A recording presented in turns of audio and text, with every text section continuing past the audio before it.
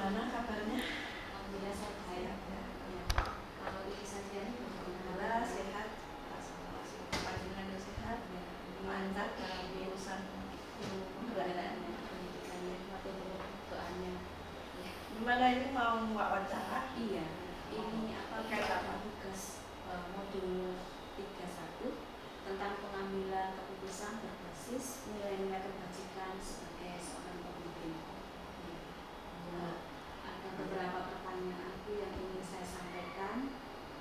Nanti Ibu bisa menjawab berdasarkan apa yang sudah Ibu alami atau lakukan selama ini sebagai seorang pemimpin pendidikan. Ibunya nanti mana yang bisa saya jawab saja. Iya. Ya, Bu.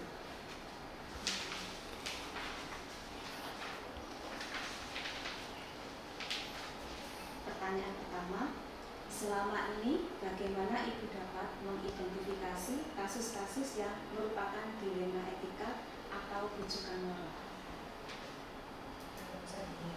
Terkait dengan kasus-kasus, identifikasi kasus-kasus yang terkait dengan dilema etikanya itu memang hal-hal ini sangat rawan. Jadi kita harus betul-betul bisa mengidentifikasi dengan baik. Yang pertama, untuk mengidentifikasi kasus-kasus itu kita harus betul-betul mengetahui apakah itu betul-betul fakta atau tidak. Jadi kita tidak semena-mena, kita tarik dulu apakah ini ada faktanya tidak, atau hanya muat, atau hanya istilahnya perasaan saja. Kalau memang itu ada faktanya, berarti ini merupakan kasus. Yang kedua, mungkin ada pihak-pihak yang menjadi saksinya. Kita lihat, apakah ada yang mengetahui kasus ini. Kita libatkan beberapa orang untuk mengetahui apakah kasus ini betul-betul fakta atau tidak. Itu menjadi salah satu hal identifikasi kasus. Pelaku-pelakunya ada atau tidak, jelas atau tidak. Ini yang terkait dengan Identifikasi fakta ini ya. Berikutnya yang kedua, selama ini bagaimana Ibu menjalankan pengambilan keputusan di sekolah, terutama untuk kasus-kasus di mana ada dua kepentingan yang sama-sama benar atau sama-sama mengandung nilai kebijakan. Yang dimaksudnya adalah bagaimana langkah saya. Iya. Ya, kaitannya dengan kami kasus-kasus ini, kita langkah-langkah saya penyelesaiannya yaitu kita harus mengetahui akar masalahnya. Akar masalahnya apa yang harus kita waktu anak. Kalau ini kasusnya dengan anak, masalah anak, ya harus kita datangkan anak itu, kita tanya, kita gali akar masalahnya. Setelah itu nanti setelah kita menggali akar masalahnya, kita akan mencarikan solusi. Nah, untuk mencari solusi ini kita tidak hanya sendiri. Bila perlu ini kita harus mencari informasi atau mencari istilahnya apa ya, Bu ya. Kita harus ada musyawarah bersama. Kita mendatangkan anak itu mungkin yang bermasalah. Yang kedua, kita juga akan berurusan, kita akan bertanya pada guru kelas, wali kelas istilahnya. Kita bertanya kepada guru BK, kita ada musyawarah terkait dengan masalah anak ini. Nah, setelah kalau ini guru-guru kita sudah kita ajak bicara, kita mungkin perlu menghadirkan orang tua, itu langkah-langkah pertama. Ya, dari situ nanti akan kita ketahui, oh permasalahannya seperti ini, kita carikan solusi bersama-sama. Dan kalau itu perlu menyangkut orang tua, ya harus kita hadirkan orang tua. Lalu langkah-langkah atau prosedur seperti apa yang biasa Ibu lakukan selama menyelesaikan persoalan atau masalah ini? Langkah-langkah kami ini, jujur kalau ini masalah anak ya, misalkan anak TK, permasalahan di kelas, itu anak itu akan kami panggil. Kita ajak bicara, masalahnya apa, kita tanya anak itu, kita ajak bicara dulu anak itu. Kalau itu melibatkan yang lain, nanti pihak yang kedua juga harus kita panggil juga. Setelah itu kalau dia sudah menceritakan permasalahannya, baru kita akan tahu kita carikan solusi. Kalau anak itu bertekad, bagaimana agar anak ini muncul jadi baik lagi? Tapi mungkin ada kasus lain yang sifatnya tidak semudah itu, mungkin perlu melibatkan orang tua, kita hadirkan. Jadi kita juga akan menghadirkan orang tua, kita juga akan bermusyawarah dengan orang tua, dan juga tadi saya katakan kita juga musyawarah dengan guru BK, kita juga bermusyawarah dengan wali kelas. Nah, terus kemudian setelah kita mengetahui akan masalah, kita bisa mencari solusi bersama-sama. Nah, ini dari beberapa pihak yang berkaitan, kita sepakati untuk kita bisa menyelesaikan masalah ini. Diambil dalam kesepakatan atau keputusan yang Jadi kita mengambil cari jalan yang terbaik, yang dimana jalan ini bukan untuk kepentingan salah satu pihak, tapi untuk kepentingan bersama. Mungkin ada lagi yang keempat ya? Iya. Baik.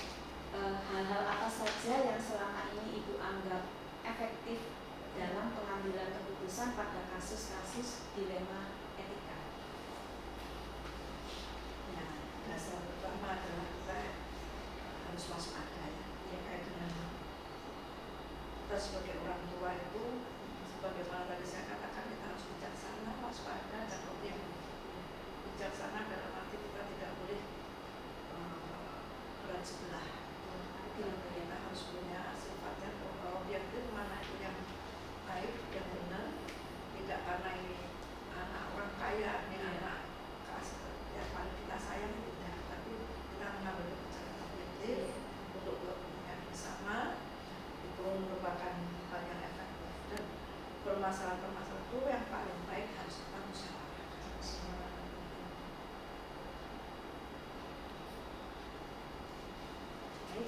Lalu pertanyaan berikutnya Ibu, hal-hal apa saja yang selama ini merupakan tantangan dan pengambilan keputusan, dalam pengambilan keputusan pada kasus-kasus dilema etika? Ya, tantangannya memang banyak. Bisa jadi anak yang terlalu introvert, terlalu tertutup. Kalau anak ini sudah tertutup, kita tidak bisa langsung memaksa anak ini harus mau jawab. Ya, kita cari waktu lain. Dengan cara lain lagi, kita harus bisa membujuk anak ini untuk bisa terbuka dan terbuka. Kalau sudah anak ini tertutup, memang agak lama, ada perlu waktu. Kemudian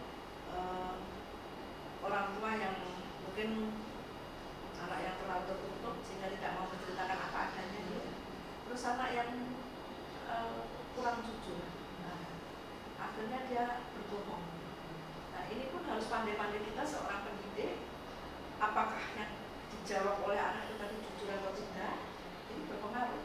Karena harusnya dia itu menjawab jujur, tapi karena dia ketakutan, dia tidak berani menjawab jujur. Nah, ini kita harus pandai-pandai untuk ini juga hal yang tidak mudah. Karena kita tidak bisa percaya pada keterangan anak langsung. Harus kita sedikit dulu apakah ini yang sudah disampaikan anak itu sudah benar. Kadang anak yang ketakutan itu kadang tidak jujur. Jadi unsur anak tertutup, unsur anak ketakutan itu juga tantangan. Yang ketiga, orang tua yang sifatnya masih berpihak pada salah satu pihak, anak misalnya. Ini orang tua yang belum bisa menerima secara apa ya Bu ya? Kalau mendidik itu istilahnya dia tidak berat sebelah, kita harus objektif tapi tidak subjektif lah. Sini orang tua pun harus objektif, tidak subjektif. Kalau orang tua sudah subjektif, berarti kan berpihak pada anak. Nah, kadang belum tentu anaknya itu. Ini satu kendala ya. Kita harus mencari jalan keluar. Berarti itu punya trik-trik atau strategi untuk menghadapi individu siswa dengan masalah yang ini ya. Seribu karakter, jadi kita harus bisa menyelami jiwa. Adakah seseorang atau faktor-faktor tertentu yang selama ini mempermudah atau membantu Ibu dalam pengambilan keputusan dalam kasus-kasus dilema etika? Yang mempermudah kami dalam mengatasi masalah-masalah ini semua. Tidak lain kita ada dukungan dari kerjasama ya, kerjasama dari guru-guru, kerjasama dengan guru BK, ya, jelas dengan guru-guru itu ya guru pengajar, ya wali kelas, ya guru BK. Terus juga dukungan dari orang tua. Terus kemudian bila kita masalahnya perlu kita mencari tahu, istilahnya kita melibatkan stakeholder yang lain. Misalkan kalau terkait dengan kasus narkoba, masalah kita dengan BNN. Kalau kita kasus dengan kondisi psikologis anak, kita juga harus dengan klinik pendidikan. Dengan instansi terkait sesuai dengan persoalan yang dihadapi oleh siswa. Lalu ini pertanyaan yang terakhir. Dari semua hal yang telah disampaikan oleh Ibu tadi, pembelajaran apa yang dapat Ibu petik dari pengalaman Ibu mengambil keputusan dilema etika? Dari pengalaman itu semua ya, pembelajaran yang dapat kita petik yaitu bahwa masalah siswa itu sebetulnya bukan, saya mengatakan masalah siswa itu adalah hal-hal yang pelik yang harus kita ketahui, kita pahami sebagai seorang pendidik atau orang tua. Jadi tidak bisa kita mengabaikan begitu saja terkait masalah siswa. Kita harus betul-betul bisa menggali betul bahwa permasalahan siswa itu biasanya sangat pelik, istilahnya sangat rawan. Ya. Jadi ini yang harus kita pahami. Yang kedua, kita seorang pendidik, tugas kita adalah membimbing anak ini. Selain kita mengajar, kita juga mendidik, kita membimbing agar anak itu menjadi anak yang baik. Kalau tadi toh anak itu sakit, kita istilahnya harus bisa mengobati. Kalau anak ini karakternya kurang baik, kita harus bisa menjadikan anak ini berkarakter yang baik. Inilah tugas pendidik. Jadi tidak kita menjustis bahwa kalau anak nakal itu berarti anak bodoh, anak jelek. Anak nakal kita cari akar permasalahannya, kita harus bisa mengobati biar tidak menjadi anak nakal. Anak suka mengolok-olok temannya, kita cari akar masalahnya, kita didik anak ini agar menjadi anak tidak suka mengolok-olok. Inilah kita harus berpikiran positif thinking. Tidak boleh kita seorang pendidik berpikiran yang ego, mengandalkan ego kita. Ini yang selama ini menjadi pengalaman menarik bagi saya, bahwa menangani permasalahan itu tidak boleh sebelah mata. Kita harus betul-betul menjiwai bahwa kita sebagai pendidik yang bisa mengobati anak yang sakit, kita bisa menjadikan anak itu baik, menjadikan anak itu sukses. Ya, bagus sekali yang Ibu jelaskan tadi. Ibu, kalau saya evaluasi nih, Ibu itu ada di posisi seperti ada di posisi siswa. Ya, Ibu adalah seorang pendidik atau pemimpin pendidikan yang berpihak kepada siswa. Karena memang tugas kita. Iya. Tugas kita mendidik anak. Mendidik anak. Jadi mensukseskan anak, menjadikan anak hasil tadi yang seperti disampaikan sukses dan berhasil. Baik Bu, ini cukup sudah. Pertanyaan 8 pertanyaan yang sudah saya sampaikan kepada Ibu. Ya. Ini sudah cukup pertanyaannya. Ya. Saya telah mendapatkan banyak sekali jawaban. Apa yang Ibu sampaikan itu semuanya menjawab dari beberapa pertanyaan yang sudah kami sediakan. Semoga cita-cita Ibu ke depannya menjadi seorang pemimpin pendidikan lebih sukses lagi, bisa mengantarkan anak-anak atau murid-murid menuju kepada keberhasilan di masa-masa yang akan datang, masa depan ini. Terima kasih. Iya. Coba untuk panjenengan. Iya.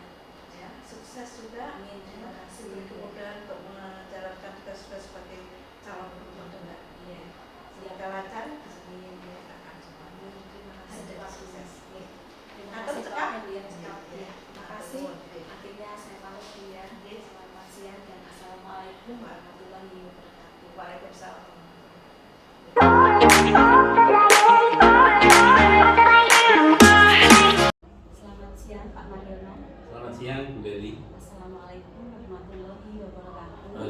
Assalamualaikum warahmatullahi wabarakatuh. Terima kasih Pak, sebelumnya Bapak sudah berkenan memberikan waktu di mana saat ini saya selaku CGP Angkatan 7 dari Kota Kediri tengah mengadakan tugas yaitu modul 3.1 demonstrasi kontekstual. Iya. Mohon bantuan Bapak, ada beberapa pertanyaan yang hendak saya sampaikan. Di sini ada sekitar 8 pertanyaan Pak yang mohon dijawab sesuai dengan yang Bapak selama ini sudah lakukan. Iya.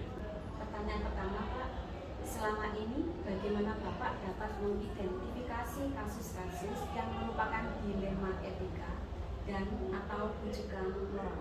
Jadi bahwa kasus yang ada itu memang bisa kita kategorikan menjadi dua, yaitu kasus yang di satu sisi itu positif, tapi di sisi yang lain juga positif. Ini yang kita kenal dengan dilema etika. Kemudian yang kedua, kasus yang memang merupakan rujukan moral. Nah, untuk kasus yang dilema etika, di mana kedua-duanya itu memiliki sisi yang positif atau dari katakan memiliki kebenaran, maka kita harus mencari kebenaran yang lebih tinggi dari kasus tersebut. Nah, kebenaran yang lebih tinggi dari kasus tersebut adalah peraturan-peraturan yang berada di lingkungan pendidikan, mulai dari undang-undang pendidikan, kemudian peraturan pemerintah di bidang pendidikan, dalam hal ini adalah peraturan Menteri Pendidikan dan Kebudayaan serta Ristek, kemudian peraturan-peraturan yang diterbitkan oleh provinsi maupun peraturan yang diterbitkan oleh pemerintah kota atau dalam hal ini Dinas Pendidikan Kota. Demikian Bu Leni. Baik, terima kasih untuk jawaban pertanyaan yang pertama. Lalu pertanyaan yang kedua, selama ini bagaimana Bapak menjalankan pengambilan keputusan di sekolah Bapak, terutama untuk kasus-kasus di mana ada dua kepentingan yang sama-sama benar atau sama-sama mengandung nilai kebajikan? Ya, jadi untuk mengambil sikap atau mengambil keputusan bila mana terjadi kasus yang sama-sama memiliki sisi positif, maka tentu saja kita harus memilih dan memilah kasus yang sisi positifnya itu lebih banyak manfaat atau lebih banyak mudaratnya. Nah, karena kita tidak mungkin bahwa suatu kasus itu akan memiliki kebaikan mutlak seluruhnya. Oleh karena itu, ketika kita ada permasalahan dua hal yang sama-sama positif, kita harus melihat bahwa bila mana itu nanti kita ambil keputusan, itu nanti bertentangan dengan peraturan perundang-undangan atau tidak. Jadi kita kembalikan lagi pada peraturan perundang-undangan atau desain ilmu yang ada di bidang pendidikan.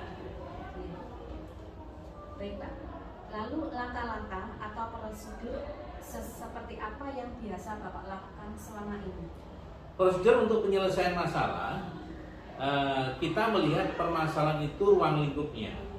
Yang pertama, bila mana masalah itu ruang lingkupnya sempit, maka bisa saja masalah itu langsung kita ambil keputusan di saat itu juga. Tetapi bila mana masalah itu ruang lingkupnya itu besar, atau bila mana kita mengambil keputusan terhadap masalah itu nanti berimplikasi pada ruang lingkup yang luas, maka kita memerlukan kolaborasi dari berbagai macam pihak yang ada di sekolah. Permasalahan yang berkaitan dengan siswa, tentu saja kita akan koordinasi dengan wakal siswaan, kemudian berkoordinasi dengan BK, berkoordinasi dengan wali kelas. Dan kalau itu lebih luas lagi, maka kita melibatkan seluruh stakeholder yang ada di sekolah. Jadi mulai dari koordinator tata usaha, semua wakal, kemudian juga bendahara yang ada di sekolah. Apakah itu juga termasuk melibatkan komite sekolah? Melibatkan komite bila mana permasalahan itu berkaitan dengan komite yang ada di sekolah atau berkaitan dengan wali murid yang ada di sekolah. Berarti melibatkan semua stakeholder. Semua stakeholder. Terima kasih Pak jawabannya untuk tiga ini. Lalu yang keempat, hal-hal apa saja yang selama ini Bapak anggap efektif dalam pengambilan keputusan dan kasus-kasus dilema etika? Hal-hal yang bisa kita lakukan agar kita bisa menetapkan penyelesaian dilema etika ini adalah kita harus memiliki perbendaharaan atau harus kita memiliki pengetahuan yang cukup luas tentang peraturan perundang-undangan, terutama di bidang pendidikan. Karena sekarang ini seringkali dibenturkan antara undang-undang pendidikan dengan undang-undang perlindungan anak, sehingga akhirnya kita harus mencari sisi yang baik di antara kedua undang-undang tersebut, sehingga kita nanti tidak melanggar undang-undang pendidikan maupun undang-undang perlindungan anak. Sekali Pak ya. Jadi juga di sini tidak meninggalkan, tetapi justru malah mementingkan atau mengutamakan undang-undang. Iya. Dalam pengambilan keputusan atau dilema etika. Lalu yang kelima, hal-hal apa saja yang selama ini merupakan tantangan dalam pengambilan keputusan pada kasus-kasus dilema etika? Bahwa permasalahan yang muncul karena biasanya kita tidak bisa netral dari semua kepentingan, sehingga pasti ada pihak-pihak terkait itu yang a priori atau ada kecenderungan berpihak di salah satu sisi. Nah, oleh karena itu maka kembali kita telah bersama bagaimanakah manfaat dan mudaratnya tentang keputusan yang akan kita ambil. Jadi nanti kita akan memberikan alternatif pemecahan masalah. Kemudian di antara alternatif pemecahan masalah itu kita timbang sisi baik dan negatifnya, sehingga nanti kita bisa menetapkan pengambilan keputusan yang berkaitan dengan dilema etika itu secara tepat dan sesuai dengan yang dikehendaki.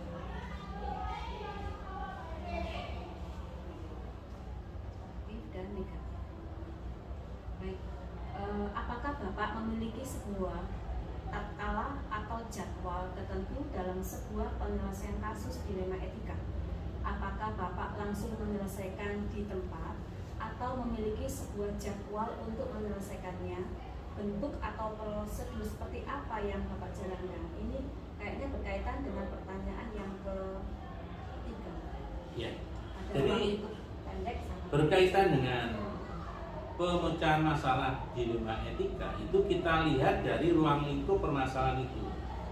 Bila mana permasalahan itu sangat urgent, kemudian tidak banyak melibatkan berbagai pihak, kemudian permasalahan itu harus segera diselesaikan, maka kita harus menyelesaikan permasalahan itu saat itu juga. ya. Tetapi bila mana permasalahan itu memiliki implikasi yang luas, maka kita harus berkolaborasi dengan semua pihak yang ada di lingkungan pendidikan, baik itu lingkungan intern maupun lingkungan ekstern. Dalam hal ini adalah dari komite sekolah ataupun dari perwakilan dinas pendidikan. Nah, kalau seperti itu berarti kita harus membuat jadwal. Kapan kita bertemu dengan masing-masing pihak itu, dan kemudian kapan kita bisa menyelesaikan masalah itu secara bersama-sama. Lalu untuk pertanyaan berikutnya, adakah seseorang atau faktor-faktor apa yang selama ini mempermudah atau membantu Bapak dalam pengambilan keputusan dalam kasus-kasus dilema etika? Jadi kita selalu melibatkan semua stakeholder yang ada di sekolah, terutama wali kelas, kemudian guru BK, semua WK, kemudian koordinator tata usaha serta bendahara. Nah, tetapi di samping itu bahwa hal yang lebih perlu kita pahami bahwa berkenaan dengan dilema etika itu pemahaman kepala sekolah terhadap peraturan perundang-undangan itu sangat membantu untuk penyelesaian permasalahan. Karena tanpa pemahaman yang mumpuni tentang undang-undang pendidikan, maka bisa saja nanti keputusan yang diambil ini tidak sesuai dengan yang diharapkan. Yang ke-8, pertanyaan terakhir Bapak, dari semua hal yang telah disampaikan, pembelajaran apa yang dapat Bapak petik dari pengalaman Bapak mengambil keputusan dilema etika? Jadi bahwa dari kasus-kasus yang ada itu menyadarkan pada kita bahwa proses belajar itu harus berlangsung sepanjang hayat. Karena peraturan perundang-undangan setiap saat, setiap waktu itu berubah, sehingga kita harus mengikuti perkembangan itu. Kemudian bahwa proses belajar ini juga bisa terjadi di mana saja, bukan hanya di sekolah, tapi juga di masyarakat atau di tempat-tempat yang lain. Kemudian yang menjadi narasumber itu tidak selalu dari pihak dosen atau pihak guru, tetapi bahwa kita bisa belajar dari siapa saja. Jadi intinya bahwa kita belajar itu sepanjang hayat, kita belajar di mana saja, kita belajar kepada siapa saja. Jelas sekali Bapak. Ya. Bapak betul-betul menguasai semuanya ini ya, dan Bapak sudah menerapkan itu. Ya, Bapak memang benar bahwa kita adalah manusia, memang kita dituntut untuk belajar sepanjang hayat. Bisa belajar di sekolah, bisa juga di masyarakat atau dimanapun bisa kita berada, kita bisa belajar. Sehingga pendidikan sepanjang hayat ini bisa terus berproses sampai pada akhirnya. Semoga Bapak selalu baik, selalu sukses menjadi pemimpin di sekolah ini. Amin, amin. Menjadi pemimpin yang amanah. Amin, amin. Seorang pemimpin yang bisa selalu berpihak kepada murid. Amin. Dan melibatkan dan mensejahterakan semua stakeholder yang ada di SMP Negeri 3 Kediri. Insya Allah. Terima kasih Pak untuk kesempatannya ini. Saya sudah mendapatkan pelajaran yang banyak. Semoga kedepannya saya juga bisa belajar dari pengalaman Bapak dan menerapkan di sekolah yang sekarang ini sedang saya abdi ya, saya mengabdi. Semoga begitu. Terima kasih. Terima kasih Bapak. Akhirnya pertemuan ini saya akhiri dan saya mengucapkan wassalamualaikum warahmatullahi wabarakatuh. Waalaikumsalam warahmatullahi Selamat siang wabarakatuh. Bapak. Selamat siang.